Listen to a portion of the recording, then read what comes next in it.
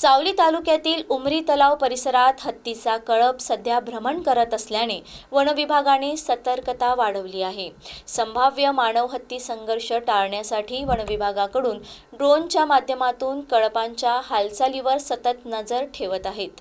कळपांच्या देखरेखीकरिता Maharashtra one विभागाचे सुमारे 30 कर्मचारी तैनात करण्यात आले आहेत। ड्रोन सर्वेमुळे हत्तींच्या हालचाली, दिशा व मुक्कामाची ठिकाणे अचूकपणे नोंदवली जात असून त्यानुसार पुढील नियोजन केले जात आहे। रात्रीच्या ड्रोनद्वारे निरीक्षण सुरू ठेवण्यात येत असल्याने अचानक होणाऱ्या हालचालींची माहिती तात्काळ मिळत आहे। वन विभागाकडून स्थानिक नागरिकांना सतर्कतेचा इशारा देण्यात आला आहे। शेतकऱ्यांनी रात्रीच्या वेळी शेतात जाणे टाळावे, एकट्याने जंगलात प्रवेश करू नये, तसेच हत्तीजवळ जाण्याचा प्रयत्न करू नये असं आवाहन करण्यात आलं आहे।